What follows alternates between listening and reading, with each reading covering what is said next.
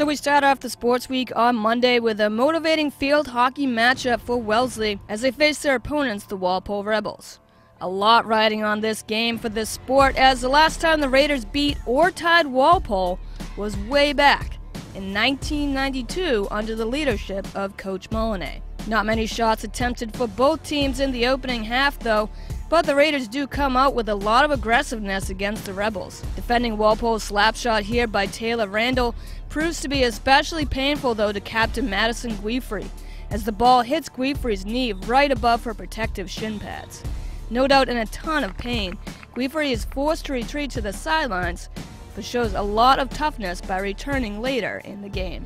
Remaining scoreless as we head into the second frame, Sarah Goss gets a chance here, but her shot is rejected in the final half as Sprague proves to be a defensive battle. While the Rebels are able to create more shot opportunities, no worries though, as the true star of the game shines through, and goalie Diana Caddis-Caris. Caddis-Caris in her senior year has stepped up her game immensely. Shot after shot, Walpole gets rejected by Caddis-Caris' aggressive defense. Like on this play here, as she comes far out into the crease to make the stop, putting any second chance shots by the Rebels at a complete standstill. Arguably the best defensive game by Diana Caddis-Caris in net so far this season could go down as this one here. And when the final whistle blows, the Raiders and Rebels battle to a scoreless draw. And that is everything to be proud about as a Raider.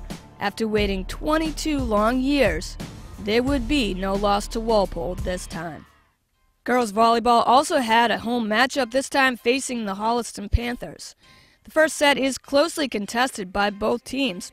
We're quickly all tied up here at 10 when Olivia Kissiday makes a great diving play here for Wellesley, and the ensuing shot would go to Panthers' Julia Sirianni, but her try goes out of bounds and the point goes Raiders' way. Panthers continue to lead, this time 16-13. The Raiders, coming off of a timeout, get 3 unanswered points. And this clutch Christina Vassal kill ties up the game once again. Panthers would then outscore Raiders 9-4 though the rest of the way, taking the first set here 25-20. Second set, Emily Calhoun steps up for the Raiders with commanding serves. And with one after the other, 6 aces in a row go to Wellesley. And the Raiders quickly build an 11-2 lead over Holliston. Go on to win the second matchup easily with the score 25-13 over the Panthers. And the match now stands tied up at 1. And so with the Raiders winning the third set as well by the same exact score, now leading 2-1, it's up to one more set for the Panthers to force a fifth and deciding set. After taking the first set, Holliston would continue to be shut out by Wellesley. And so still in the fourth match, already down by the score 9-4, nothing changes as a mistimed shot by Beth Cronin goes out of bounds, and a nice diving effort here by Christina Silvestro instead goes for another Wellesley point. Panthers would cut the deficit to 6, but not any closer, and the Raiders pull away with the fourth and what would be the final set by the score 25-15. Wellesley wins this matchup 3-1 over Holliston. On Tuesday, girls soccer would match up as well against the Walpole Rebels, and it's been said in sports the difference between wins and losses comes down to inches. And this matchup at Sprague would definitely prove those words true. And so we get things started in the first where Emma Ivy feeds it perfectly to Izzy Hartnett, but Hartnett's header gets knocked away by goalie Caitlin Brown. Just minutes later, it's Brown yet again to the rescue for Walpole as Lucy Acuna's running shot gets saved literally by the fingertips of Caitlin Brown. For the Rebels, a dangerous corner kick by Lisa Reagan lands perfectly in the box area, but Taylor Randall cannot get a foot on it, and Lexi Jones takes it away before Walpole can get any more second chances. If things weren't frustrating enough, just seconds later, Lucy Acuna's corner kick hits off Emma Ivy's foot. The ball ricochets to Lauren McCow, who tumbles over Caitlin Brown, and another opportunity slips away. Frustration continues in the second half as Raiders keep fighting, trying to find ways to score. But once again, Caitlin Brown makes yet another outstanding fingertip save. And the Rebels would be the ones to finally break this scoreless tie though, as Alyssa Rosen's try glances off Jones's glove save attempt, but the deflection bounces over to Claudia Schoen-Thayer for the Walpole score and a 1-goal lead.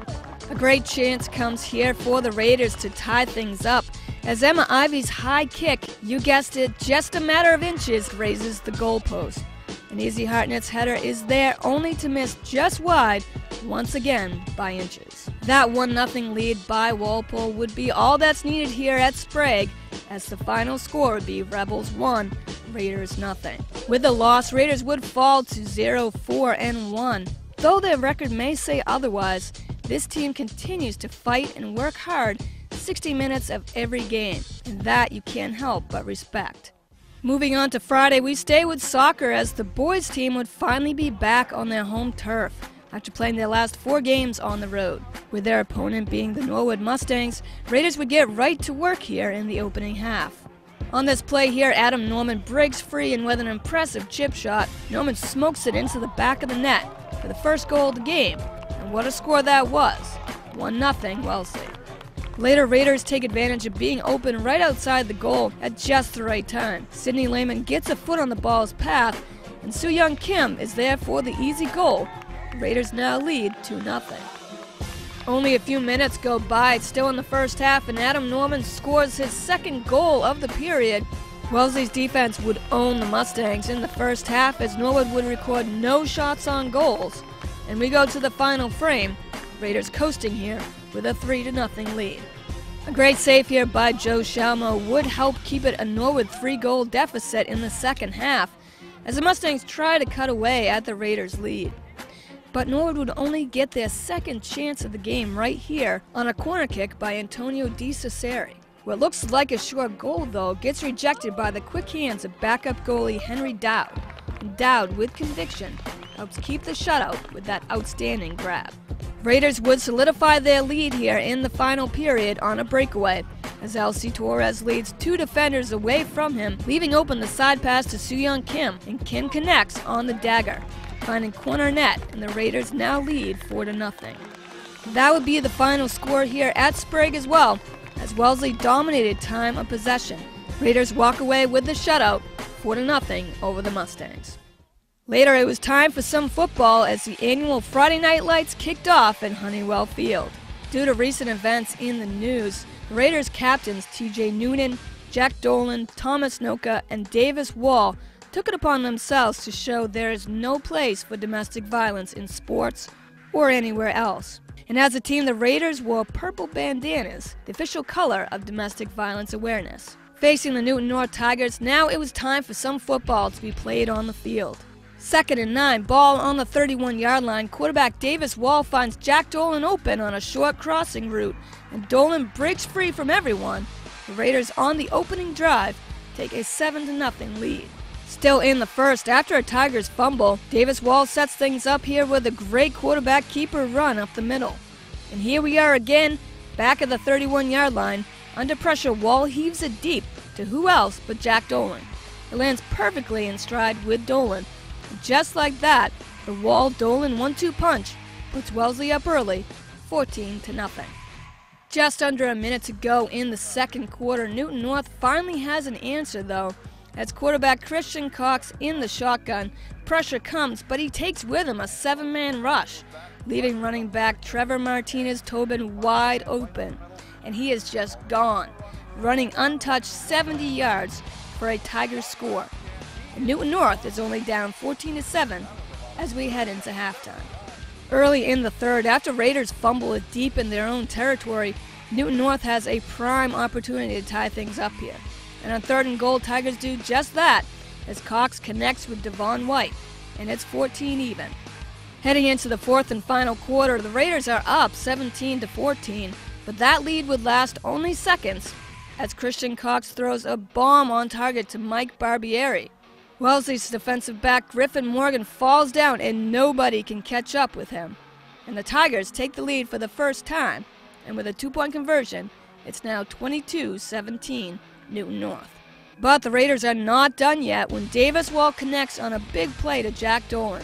Despite a big hit, Dolan holds onto the ball for his 3rd touchdown of the night, and the Raiders lead by 1, 23-22. But that Wellesley lead would be short-lived once again, as the Tigers are on the attack and Christian Cox finds Mike Barbieri for a 2nd touchdown of the night, taking it in all the way The score is 28-23 Tigers. With just under 5 minutes left to play though, the damage is done and the minutes tick away, and all Newton North has to do is run out the clock. Wellesley loses a tough one after jumping out to a 14-point lead, only to be outscored the rest of the way 28-9. Final score here at Honeywell Field, Tigers 28, Raiders 23. Well, that wraps up a busy week of Wellesley sports. More Raiders action coming your way right here on Raiders Sports Report. Until next time, I'm Rebecca Karen. Thanks for watching.